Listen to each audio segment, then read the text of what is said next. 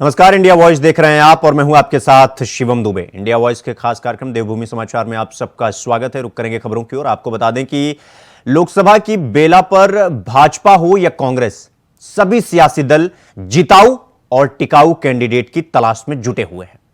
सियासी दलों के दिल्ली दरबार में प्रत्याशियों को लेकर माथापच्ची हुई।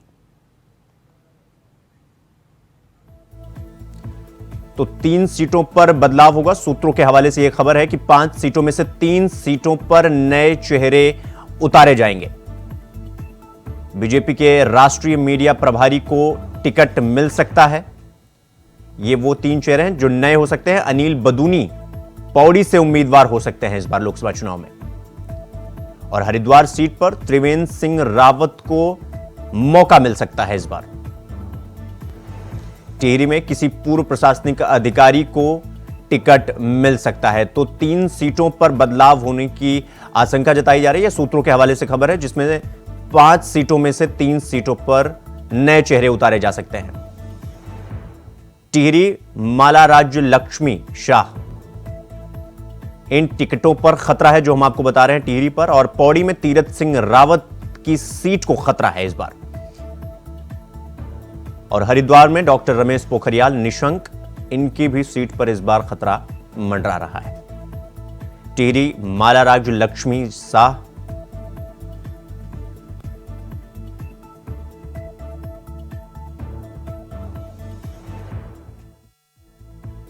डॉक्टर रमेश पोखरियाल निशंक,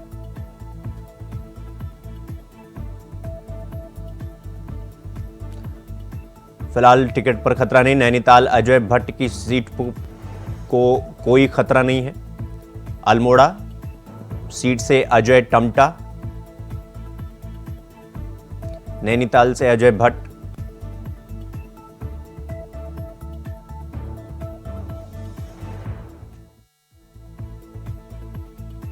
इसी खबर पर हमारे सहयोगी अभय कैंतुरा हमारे साथ देहरादून से जुड़ गए हैं। अभय, कल दिल्ली में बैठक के बाद आपको क्या लगता है कि उत्तराखंड लोकसभा चुनाव में बीजेपी किसे चुनावी मैदान में उतारने जा रही है?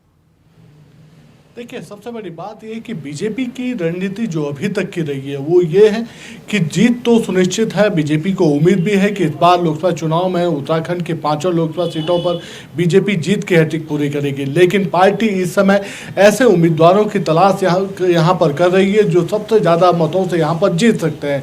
यानी पार्टी ने जो लक्ष्य निर्धारित करा कि हर लोकसभा सीट पर 5 लाख से ज़्यादा मतों से जीतना है, 75% मत हर लोकसभा सीट पर हासिल करना है।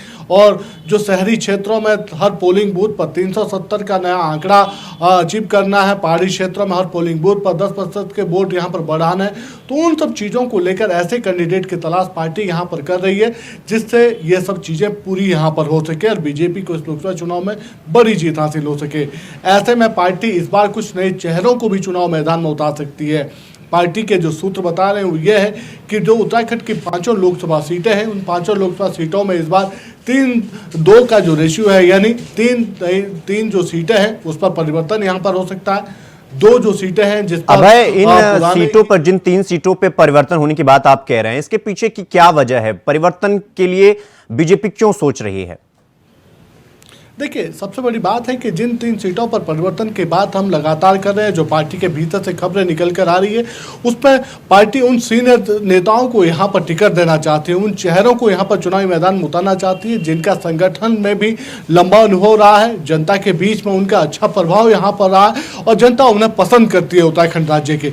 उस पर सबसे पहला नाम आप कह सकते हैं कि जो राज्यसभा के सांसद हैं डॉक्टर अनिल बलूनी, उनका सबसे ऊपर ये नाम आता है क्योंकि उत्तराखंड के रहने वाले हैं, उत्तराखंड राज्यसभा सीट से अभी सांसद हैं और जिस प्रकार से उन्होंने उत्तराखंड राज्य के विभिन्न समसामयिक विषयों पर बातचीत करी है, राज्य में विकास को लेकर एक नई पहचान देने का काम किया है कि अभी तक उत्तराखंड राज्य में जो राज्यसभा के जो सांसद हुआ करते थे उनकी सांसद निधि से कोई विकास के काम ऐसे नहीं हो पाते थे जिससे विकास की योजना का लाभ जनता को यहाँ पर मिल सकता था। उसमें बड़ा परिवर्तन उन्होंने किया। उन्होंने बताने का काम किया था राज्य के भीतर कि एक राज्यसभा का जो सांसद होता वो राज्य में किस स्तर तक अपने विकास के काम यहाँ पर कर सकता है, राज्य की जो चीज़ें हैं उन्हें कैसे राज्यसभा यानी जो उच्च सदन जो होता है उसे कैसे सदन में उठाया जाता है, कैसे केंद्र के साथ बेहतर समन्वय करके राज्य में विकास की जो योजनाएं उन योजनाओं को लाने का काम किया जा सकता है, उन सब चीज़ों को लाने का काम उनकी तरफ से किया गया था। उनका जिस प्रकार से स्वभाव है, जो काम करने का उनका तरीका है, तो ऐसे में उन्हें सभी लोग इस लोकसभा सीट के जरिए उन्हें संसद में भेजना चाहते हैं ताकि उत्तराखंड में और बेहतर काम यहाँ पर हो सके, विकास के जो नई परियोजनाएं उत्तराखंड राज्य को मिलनी चाहिए थी उसके लिए वो काम यहाँ पर कर सकें, और वो उत्तराखंड को भली भांति भी जानते हैं। दूसरा जो चेहरा आप ये कह सकते हैं कि पूर्व मुख्यमंत्री त्रिवेंद्र सिंह रावत है, जिनके हरिद्वार से लड़ने की संभावनाएं इससे सबसे ज़्यादा यहाँ पर प्रबल हो रही है, और जो उनका क्षेत्र भी आता है देहरादून में, वो भी हरिद्वार विधानसभा के अंतर्गत आता है। ऐसे में उनका नाम भी हरिद्वार लोकसभा सीट से सबसे ऊपर यहाँ पर माना जा रहा है। पार्टी के सूत्र बता रहे हैं कि लगभग उनके टिकट पर भी सहमति यहाँ पर बन चुकी है और कभी भी घोषणा यहाँ पर हो सकती है। उनका आना भी इसलिए जरूरी है क्योंकि लगातार वो उत्तराखंड राज्य के लिए विकास की बात करते रहे। अपने कार्यकाल के दौरान उन्होंने उत्तराखंड राज्य में विकास को लेकर जो नए आयाम स्थापित करे थे उसका लाभ भी उत्तराखंड राज्य को मिलना चाहते हैं। इसके अलावा टिहरी की जो लोकसभा सीट है, जहां पर ये कह सकते हैं कि 3 बार की जो सांसद है माला राज्य लक्ष्मी राजशाही परिवार से आती है, लेकिन जनता के बीच में उतनी प्रसिद्धि उनकी नहीं है, जनता के बीच में उतना उनका स्वभाव या मिलनसार की महिला वो नहीं कही जा सकती है, क्योंकि राजशाही परिवार से आते हैं। तो ऐसे में उनका सीधे तौर पर जो जनता से कनेक्शन होना चाहिए था वो यहाँ पर देखने को नहीं मिला है। तो ऐसे में पार्टी भी इस सीट पर ऐसे चेहरे को यहाँ पर उतारना चाहती है जो जनता से सीधा कनेक्टेड हो और पार्टी को उसका लाभ यहाँ पर मिल सके। तो इन सीटों पर परिवर्तन की बात यहाँ पर कही जा रही है। 2 जो सीटें हैं, आप कह सकते हैं कि अल्मोड़ा और पिथौरागढ़ जो लोकसभा सीट है या और नैनीताल उधम सिंह नगर की जो सीट है, उन दोनों सीटों पर पुराने जो सांसद हैं, क्योंकि पार्टी के वरिष्ठ नेता भी रहे हैं, विभिन्न पदों पर भी यहाँ पर रहे, अच्छा लंबा अनुभव, संगठन और सरकार दोनों का उनका अच्छा लंबा अनुभव है और इस समय वर्तमान में बेहतर काम भी वहाँ पर कर रहे हैं, उनको वापस रिपीट किया जा सकता है। तो उत्तराखंड के लिए ये कह सकते हैं कि आज बड़ा दिन इसलिए भी हो सकता है कि इन 5 लोकसभा सीटों पर पार्टी की जो बैठक यहाँ पर होनी है, उन 5 सीटों पर नए नामों या जो उम्मीदवार होंगे उनके नामों का फैसला यहां पर किया जा सकता है। जी अभय, जिन 5 में से 3 उम्मीदवारों का नाम इस बार कट सकता है, हालांकि अभी ये सूत्रों के हवाले से ये खबर आ रही है कि 5 में से 3 का नाम कट सकता है, तो क्या इन नेताओं की तरफ से अभी तक कोई बयान आया है, कुछ आया है अभी तक इन लोगों की तरफ से? देखिए, बीजेपी की एक रीति नीति यहाँ पर रही है, संगठन में जो भी बात कही जाएगी, जो भी पार्टी का जो नेता होगा वो अपनी बात संगठन स्तर पर कहेगा, संगठन के पार्टी फोरम पर अपनी बात रखेगा, जनता के बीच में या मीडिया के बीच में जाने से पहले वो अपनी बात संगठन को अवगत कराने का काम किया। तो अभी तो ये कह सकते हैं कि एक सिर्फ कयास मात्र यहाँ पर लगाए जा रहे हैं, सूत्र ही इन सब चीज़ों का अंदाजा यहाँ पर लगाया जा रहा है कि इन सीटों पर परिवर्तन हो सकता है, क्योंकि जिस तरीके का माहौल या जिस तरीके का फीडबैक पार्टी के भीतर से निकल कर आ रहा है उसके आधार पर ये बातें यहाँ पर कही जा रही है। तो अभी फिलहाल ये कहा जा सकता है कि जब तक प्रत्याशियों के नामों की घोषणा नहीं हो जाती, उम्मीदवारों के नामों की घोषणा नहीं हो जाती, तब तक इन लोगों का रिएक्शन यहाँ पर नहीं होगा या इन लोगों की तरफ से कोई ऐसी प्रतिक्रिया सामने नहीं आ पाती। और बीजेपी हमेशा ही अपनी रीति नीति पर चलने का काम यहाँ पर करती है। अगर किसी नेता का टिकट इस समय नहीं होता है, जो सांसद इस समय वर्तमान में जो सांसद अगर उनका टिकट काटा जाता है, उनको दोबारा चुनाव मैदान में नहीं उतारा जाता है, तो फिर उन्हें पार्टी किसी संगठन में किसी और दूसरे पद पर उन्हें सुशोभित करने का काम यहाँ पर करेगी, ताकि उनका जो अनुभव हो उस पद पर भी उसका लाभ यहाँ पर लिया जा सके, चुनाव में बड़ा लाभ यहाँ पर मिल सके। तो ये कह सकते हैं कि अभी नेताओं की प्रतिक्रिया तो नहीं आई, लेकिन जो पार्टी के जो कार्यकर्ता हैं वो जरूर उत्साहित होकर इन 3 नए नामों को लेकर बड़े उत्साहित यहाँ पर नजर आ रहे हैं और जीत की बड़ी उम्मीद लगाकर वो यहाँ पर बैठे हैं कि अगर इनको पार्टी टिकट यहाँ पर देती है तो पार्टी को बड़ा लाभ इस लोकसभा चुनाव में यहाँ पर मिलेगा। जी भाई, बहुत बहुत धन्यवाद आपका हमारे साथ जुड़ने के लिए। खबरों में आगे बढ़ेंगे। लोकसभा चुनाव से ठीक पहले राजनीतिक दलों में दल बदल का दौर शुरू हो गया है, जिसके तहत हल्द्वानी में बीजेपी के सदस्यता अभियान के प्रदेश प्रमुख गोविंद सिंह बिष्ट ने भीमताल विधानसभा के दर्जनों कार्यकर्ताओं की घर वापसी करवाकर बीजेपी की सदस्यता दिलाई। जहां बीजेपी कुमाऊं संभाग कार्यालय में भीमताल विधानसभा सीट के तमाम क्षेत्रों में पहुंचे पूर्व बीजेपी और पदाधिकारी कार्यकर्ताओं ने निर्दलीय उम्मीदवार का समर्थन कर फिर से बीजेपी की सदस्यता दिलाई।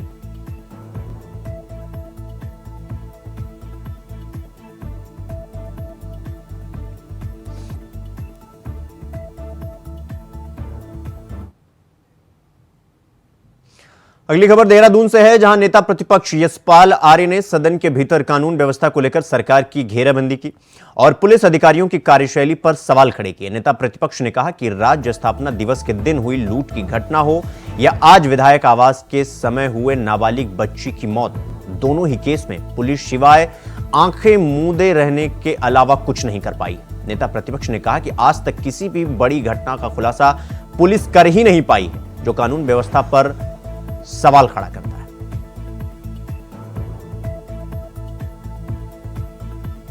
जो देहरादून में राज्य स्थापना के दिवस के अवसर पर महामहिम राष्ट्रपति के दौरे में दिन दहाड़े खुलेआम सरेआम रिलायंस ज्वेलरी शॉप में डकैती होती है, 20 करोड़ की डकैती। हमने इस मामले को भी कल विस्तार से हमने सदन के सामने रखा और आज तक वो घोटाले का प्रदोष चोरी डकैती का पर्दाफाश नहीं हुआ है। वो अधिकारी खुलेआम, उनके खिलाफ कोई कार्रवाई नहीं हुई है और आज की घटना झकझोरने वाली है। लगातार महिलाओं के साथ अपहरण बलात्कार हो रहे हैं और सरकार ने खामोशी की चादर ओढ़ रखी है। तो वहीं कांग्रेस विधायक ममता राकेश ने सदन के भीतर सत्ता पक्ष के द्वारा भेदभावपूर्ण रवैया अपनाने का आरोप लगाया है। कांग्रेस विधायक का कहना है कि दूसरे राज्य से आई एक लड़की को मार दिया जाता है, जो कानून व्यवस्था पर सवाल खड़े करता है। कांग्रेस विधायक ने कहा कि उनके द्वारा कई बार क्षेत्र में बालिका महाविद्यालय खोलने की बात कही गई, लेकिन सिर्फ घोषणाओं में ही सत्ता पक्ष बोलने का काम करता है। ऐसे में विपक्ष विधायकों के साथ जो सौतेला व्यवहार हो रहा है, उससे क्षेत्र की जनता परेशान है।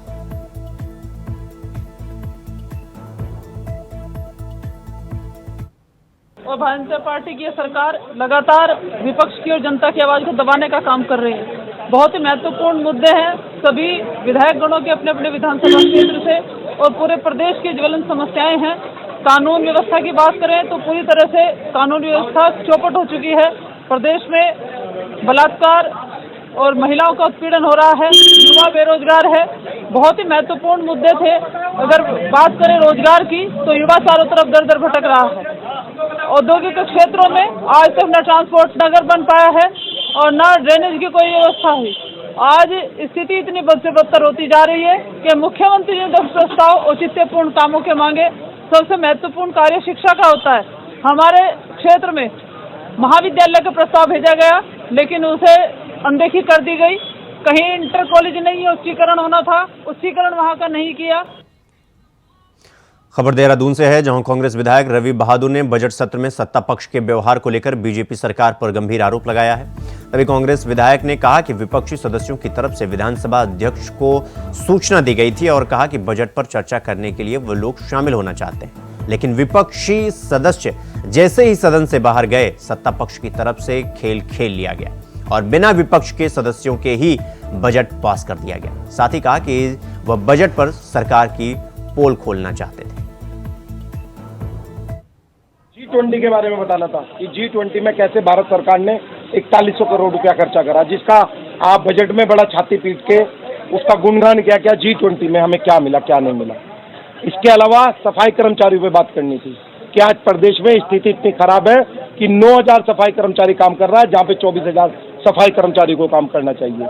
हमें युवाओं की बात करनी थी, हमें किसानों की बात करनी थी, हमें जो इन्होंने महिला सशक्तिकरण की बात करी और जो हरिद्वार जिले में एक एक ब्लॉक में 600 बसें भरवाने का काम करा, वो जो महिला सशक्तिकरण का बजट था, वो पूछना था कि क्या वो बजट का पैसा महिला एम्पावरमेंट के नाम पे महिलाओं को इकट्ठा करने के लिए क्या था, क्या स्कूलों की छुट्टी क्यों की गई।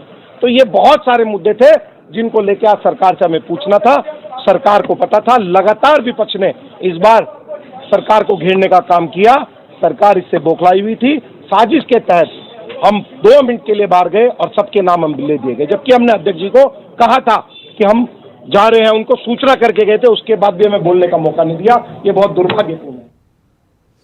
खबरों में आगे बढ़ेंगे। अगली खबर देहरादून से है, जहां डॉक्टर मदन लाल ब्रह्म भट्ट कुलपति बनाए गए। आपको बता दें कि HNB उत्तराखंड चिकित्सा शिक्षा विश्वविद्यालय के कुलपति बनाए गए।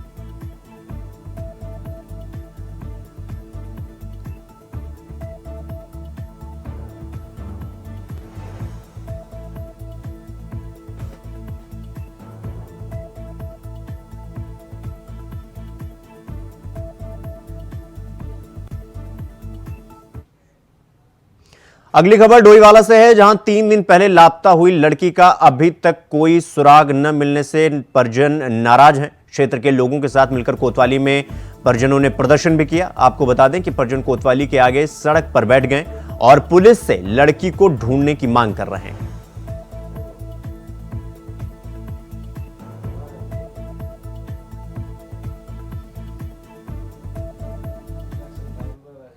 लड़की 3 दिन से गायब है, लेकिन उस लड़के का कोई अता पता नहीं है।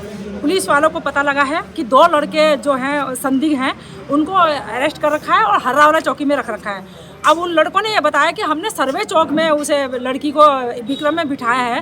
भाई जब सर्वे चौक से विक्रम में बिठाया है तो कौन से विक्रम में बिठाया है, नंबर तो चेक करें। और लड़की विक्रम से बैठ के कहाँ गई है? जब आज 3 दिन से उस लड़की का कोई पता नहीं चला, तो आज हम सब ने मिलकर, हम सब महिलाओं ने, बच्चों ने, हमारे जो स्कूल कॉलेज के बच्चे हैं उन सब ने मिलकर, जितने भी यहाँ पर जेंट्स हैं सब ने मिलकर बोला आज हम पता करेंगे कि इसमें कार्रवाई क्या हो रही है, क्या कर रहे हैं पुलिस वाले।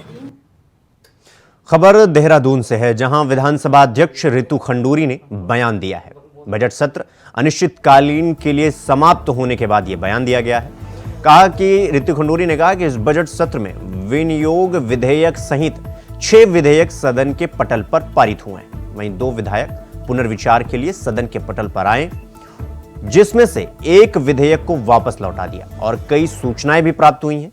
साथ ही उन्होंने यह भी कहा कि इस बार विधानसभा सचिवालय को 304 प्रश्न प्राप्त हुए थे, जिसमें से 104 प्रश्न उत्तरित हुए हैं।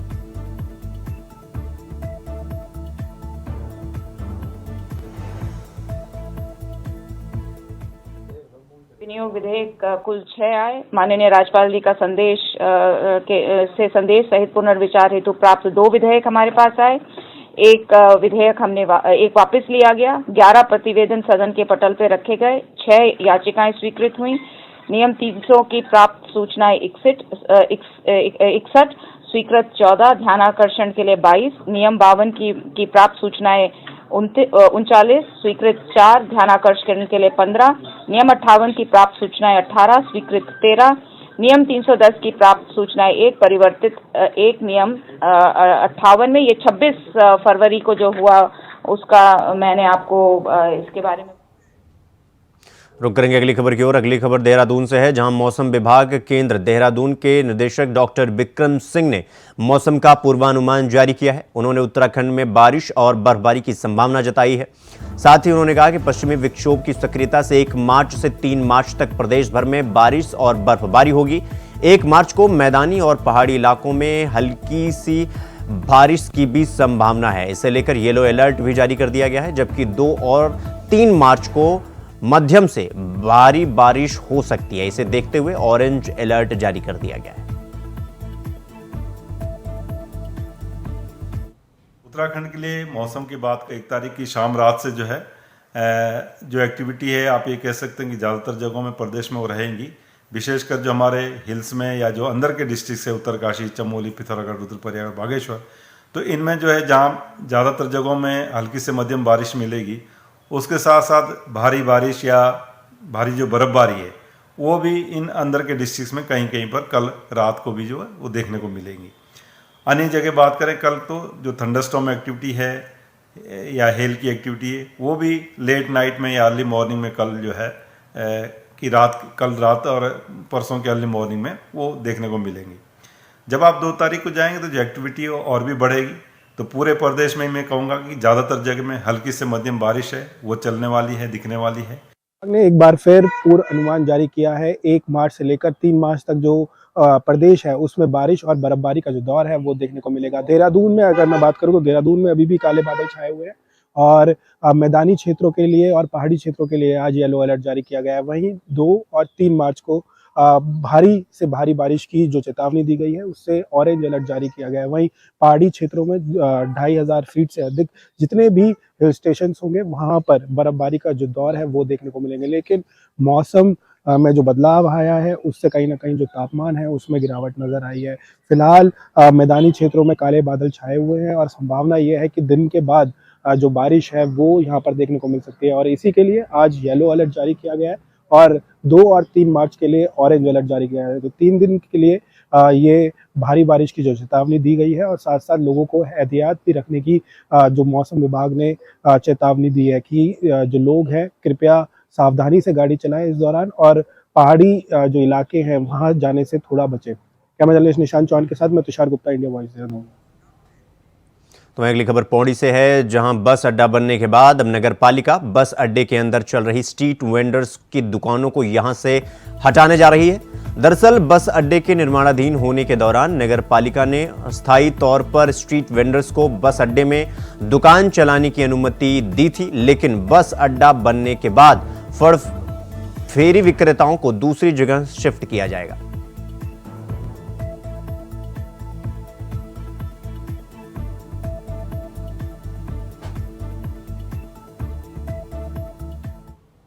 पूर्व में जिलाधिकारी महोदय और विधायक महोदय के द्वारा निर्देश दिए गए थे कि इनको कहीं अन्यत्र जो है हस्तांतरित किया जाए, और जो हमारा स्ट्रीट वेंडिंग एक्ट है 2014 का, उसमें भी यही नियम दिए गए हैं कि जो हमारे पथफेरी वाले हैं, व्यवसायी करते हैं लोग, उनको जब भी हटाया जाए यदि किसी जगह से, तो दूसरी जगह उनको स्थान दिए जाने का नियम है। तो इस संबंध में हमारे द्वारा कुछ स्थान चिन्हित करे गए हैं और जो पथफेरी वाले हैं उनसे भी वार्ता की जा रही है, और हम आशा करते हैं कि कुछ ही दिनों में जो हमारे बस अड्डे के अंदर जितने भी फड़ फेरी वाले लगे उनको हम अन्यत्र कहीं जगह देने में काम। खबर हरिद्वार से है, जहां ज्वालापुर पुलिस ने नशा तस्करों पर शिकंजा कसा है। धर्मनगरी में जहर घोल रहे नशा तस्करों पर गहरी चोट की गई है और 308 ग्राम स्मैक भी बरामद किया गया है। एसएसपी प्रमेंद्र डोभाल के इनपुट पर पुलिस के बिछाए जाल में दंपत्ति और सप्लायर फंस गए। आपको बता दें कि करीब 30 लाख रुपए की बाजारू कीमत की स्मैक बरामद हुई है। साथ ही डिजिटल तराजू i20 कार बरामद की गई है। पुलिस ने आरोपियों के खिलाफ गैंगस्टर एक्ट लगाने की तैयारी की है। वहीं अवैध धंधे से कमाई गई संपत्ति भी पुलिस की रडार पर है। एसएसपी हरिद्वार की तरफ से पुलिस की टीम ने 10,000 रुपए इनाम की घोषणा की है।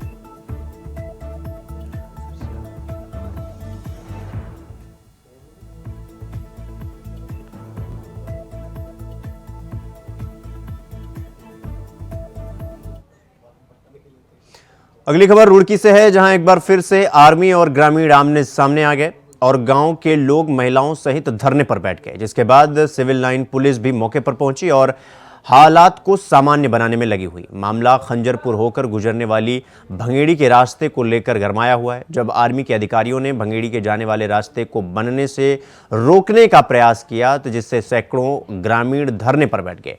उनका कहना है कि आर्मी के अधिकारी हमारे आने जाने के रास्ते बंद कर देना चाहते हैं। अगर ऐसा किया गया तो ये लोग कहां से रुड़की तक का सफर तय करेंगे।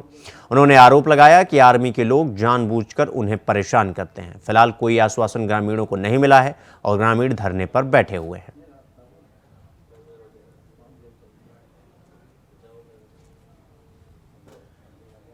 हमारे बच्चे स्कूल भी जाते हैं, महिला भी जाते हैं, सब जाते हैं, आदमी नौकरी वाले भी जाते हैं। तो इसलिए हमने धरना दे रखा। हमें रास्ता यही चाहिए, हमारा परंपरा से रास्ता खुला हुआ था क्योंकि ये आज की बात नहीं है, ये तो हमेशा की बात है। 1 साल बाद, 2 साल बाद, कभी ये वाला रास्ता बंद, कभी वो वाला रास्ता बंद। अब इस रास्ते की बारी आ गई है। मेन रास्ता यही है सबका। यहाँ पे बच्चे भी, बूढ़े भी, औरतें हद से ज़्यादा परेशान है इस रास्ते की वजह से, क्योंकि यहाँ पर गर्भवती महिला जाती है। कितने केस खराब हो गए यहाँ पे, क्योंकि रास्ता ऐसा ये बनने नहीं देते। आप देख रहे हैं रोडे पड़े हुए हैं, कितने काम रुक जाता है जब भी ये चाहते हैं, जब भी बंद कर देते।